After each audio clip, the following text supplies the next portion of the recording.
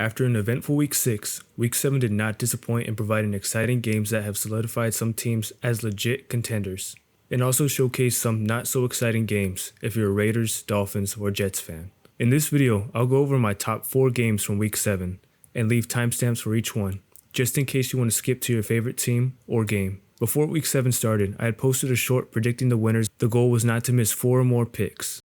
If I were to miss 4 or more games, the punishment would be to do a full listen and review of Taylor Swift's new album, The Life of a Showgirl. However, my 4th miss would come on Sunday Night Football between the Niners and Falcons.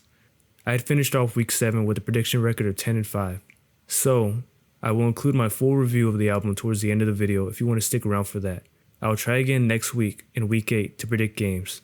So let me know what kind of punishment ideas you guys have in mind and want to see in the next video, and I may pick one in the comments for next week. Now that we have that out of the way, let's start with Week 7's recap. The first game of the week started with the Unk Bowl between Aaron Rodgers and the Steelers heading over to Cincinnati to face the Bengals led by Joe Flacco. I had predicted the Steelers in this one as I thought the Steelers defense was going to give Flacco a tough time in his second start. And man, was I wrong about that one. In only his second game as a Bengal, he was out there looking like Ravens Super Bowl champion Joe Flacco. He was feeding Ja'Marr Chase all game, as Chase finished with a total of 23 targets and Ja'Marr catching 16 of them for 161 yards and a touchdown catch in the second quarter. Rodgers had also looked like a former version of himself in the game too, throwing for a total of 4 touchdowns and 244 yards in this icy hot bowl. However, the second quarter Rodgers threw back-to-back interceptions and 2 consecutive drives trying to find DK Metcalf. The Bengals would take advantage of this and score off both turnovers. The score was 17-10 at halftime, but in the second half, the fireworks were in full effect as both teams had nearly scored on every possession in the second half. The Steelers' defense had been great the last 2 games, recording 6 sacks each, but in this game finished with only 2 sacks and had allowed 470 yards to the Bengals' offense. Of course, a big factor in this game was the play of Joe Flacco and the Bengals' 2 wide receivers and Chase and Higgins. But Chase Brown had also been a game changer in this one, finishing with over 108 yards on 11 carries. This was his first 100-yard rushing game of the season, and before the game, Brown had not rushed for over 50 yards throughout the first 6 weeks. So it was good for Bengals fans to finally get their guy going. Late in the game though, with 2 minutes and 21 seconds left, Rodgers would throw a laser to tight end Pat Freiermuth. Freiermuth took the ball to the end zone for his second of the day in a 68-yard touchdown pass. While celebrating after the play, Rodgers was tackled from behind by his offensive tackle Broderick Jones. Rodgers was visibly upset as he got up, but after the game it seemed that Jones and Rodgers had gotten over it and are now joking about it, Jones stating that he might do it again. But with 2 minutes left, Joe Flacco had the opportunity to win the game for the Bengals at home. And our modern-day Joe Cool did that as he found Chase on back-to-back passes to start the drive to already get in the field goal range. 2 plays later, Flacco found T. Higgins for a 28-yard pass, and Higgins had the opportunity to go for the touchdown, but went down, not to give the Steelers a chance with the ball back. The game was in Evan McPherson's hands. Snap good, hold good, kick good! McPherson had hit the 36-yard field goal to win the game for the Bengals, improving to 3-4 on the season. The Steelers had scored 31 points, but it still wasn't enough to get the victory as their defense had struggled against this newly powered offense, led by Joe Flacco and Ja'Marr Chase. The Bengals are second in the AFC North, and we'll see how the Bengals face off against a tough Jets defense next week, while the Steelers and Rodgers face off against his former team in Green Bay on Sunday Night Football. The second game I want to go over is the Philadelphia Eagles at Minnesota Vikings game, where Carson Wentz would face off against his former team. If you followed the Eagles so far this year, you've heard all the drama from the media of the possible trade of A.J. Brown and the lack of passing game from Hurts. This would be a tough matchup for the Eagles against a well-coached Brian Flores defense. However, Hurts would put those rumors to rest as in the first drive of the game he found A.J. Brown for a 37-yard touchdown pass on a play where the O-line did a great job giving him all day to throw. The defense was also a big factor in the beginning of the game as Jalen Carter pressured Carson Wentz, forcing him to throw into the hands of an Eagles linebacker. Once Hunt got his hands on the ball, he took it 42 yards to the house to go up 14-3. And after 2 field goals from Minnesota, the score was 14-9 midway through the third quarter. Hurts got the ball back and showcased that there's nothing to worry about in the passing game as he hit Devontae Smith for a 79-yard touchdown pass, going up 21-9. The Vikings and Wentz would respond with a touchdown of their own and a field goal, making the game 21-19. And just when you thought the Eagles were going to run away with it, the Vikings were starting to inch closer and closer. However, Jalen Hurts and the Eagles would respond again, going downfield through the air, ending the drive with another A.J. Brown touchdown, this one for 26 yards, going up 28-19. Even with the struggling run game, with superstar Saquon Barkley finishing with 2.4 yards a carry, with 18 carries for 44 yards. Hurts was able to lean on his two-star wide receivers in A.J. Brown and Devontae Smith, who both finished with exceptional numbers. Now, the Vikings weren't really able to get their ground game going either, but Wentz did finish with 313 passing yards, with Jordan Addison leading the team in receptions and yards with 9 and 128. However, this was still a one-score game, with the Vikings down 22-28. They had all 3 timeouts and just needed to get one stop on the Eagles' offense to get an opportunity to win the game.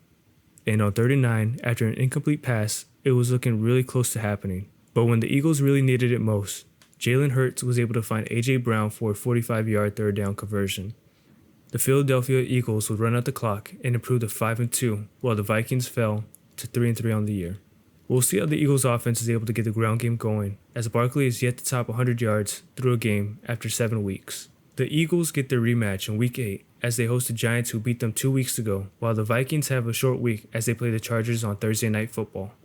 The third game I want to go over is the Colts and Chargers. As the Colts entered the game 5-1 and the Chargers were 4-2, this was a matchup of the top AFC teams so far. The Colts got the ball first and drove down the field in 5 plays, as Jones found rookie tight end Tyler Warren for a 29-yard pass, and then the league's leading rusher Jonathan Taylor wasted no time and got into the end zone on a 23-yard run that was helped by a huge push by the O-line.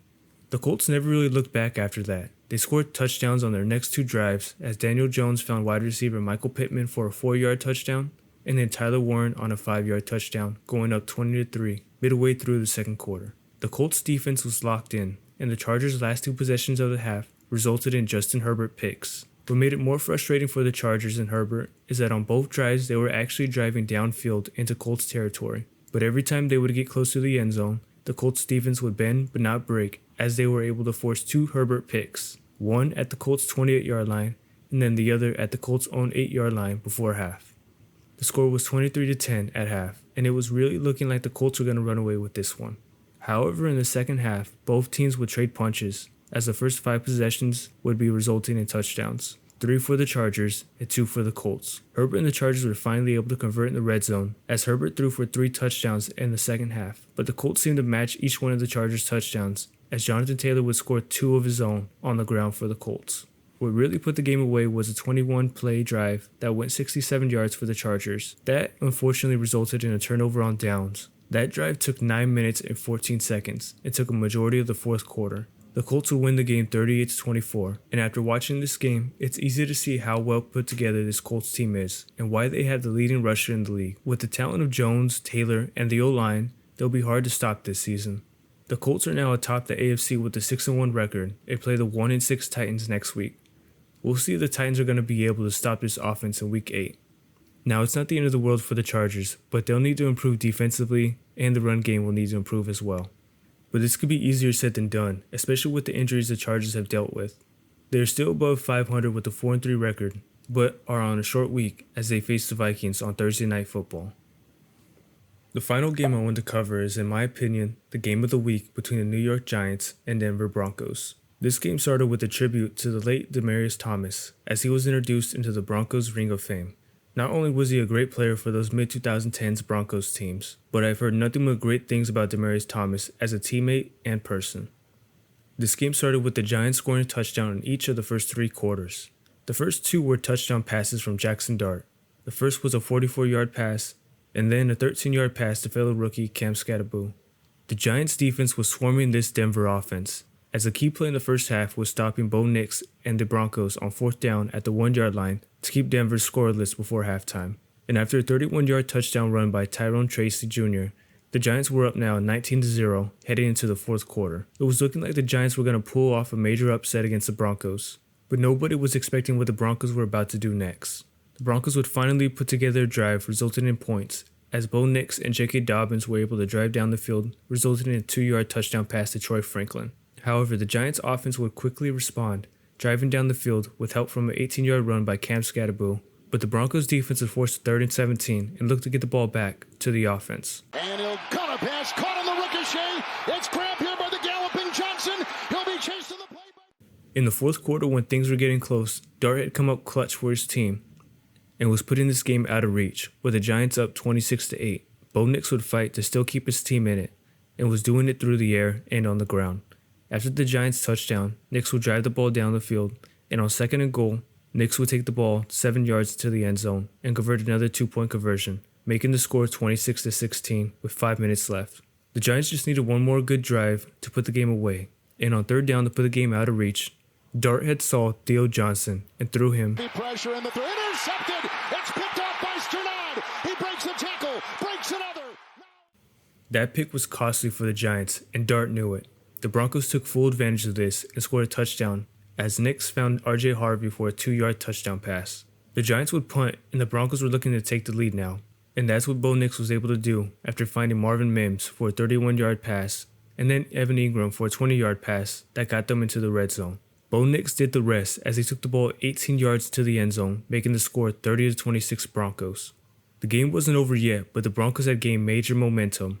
As the Giants had the ball now, with less than 2 minutes, Dart had the opportunity to redeem himself. But the Giants had gotten stuck behind the line of scrimmage, facing a 4th and 19. But Dart remained cool and found Wan'Dale Robinson for a 19-yard pass, barely keeping the game alive. After a deep pass into the end zone resulted in a pass interference, giving the Giants the ball at the 1-yard line, Jackson Dart took the ball into the end zone on a 1-yard touchdown pass, giving the Giants the lead. But the Giants kicker missed the point after, his second PAT of the day, making it 32-30 Giants. With 33 seconds left in the ball, Bo Nix quickly found Marvin Mims for a 29-yard pass. Then Courtland Sutton for a 22-yard pass to put them in field goal range. After spiking the ball with 3 seconds left, Will Lutz had the opportunity to complete the comeback. Will Lutz, 39-yard field goal for the win. He got it. Denver is won. And with that kick, the Broncos had completed the 19-0 fourth quarter comeback, scoring 33 points in the fourth quarter alone. These two young quarterbacks had competed well, and if you're a fan of these teams, it seems that you finally found your franchise quarterback. As for the Broncos, that was an unbelievable comeback, as Bo Nix stayed calm and willed his team to a comeback. The Broncos are now 5-2 and face the Cowboys in Week 8, who just put up 44 points on the Commanders. We'll see how the Denver defense fares against the explosive Cowboys offense, who just got CeeDee Lamb back. Now, even though the Giants lost and have a record of 2-5, they still have a ton of potential and young pieces on the offense and defense. It's a shame that Malik Neighbors tore his ACL early in the year, but it'll be fun to see this team compete every week for the rest of the season. The Giants face off against the Eagles in Week 8, while the Eagles are looking for revenge after that shocking Thursday Night Football loss against the Giants in Week 6. Now, sadly, I wasn't able to cover every game in Week 7, but teams like the Rams, Chiefs, and Patriots dominated in wins. But teams like the Jets, Raiders, Dolphins, and Jaguars had suffered brutal losses. Here's a look at the AFC standings after Week 7, and it truly is anyone's year. The Colts are the best team in the league record-wise, and the Patriots, Steelers, and Broncos lead their respective divisions. In the NFC, the Packers are atop with a 4-1-1 record.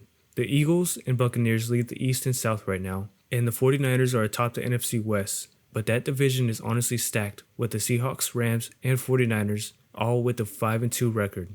Now, as I stated earlier, I predicted each game of Week 7 and finished with a 10 out of 15 score, a 66%.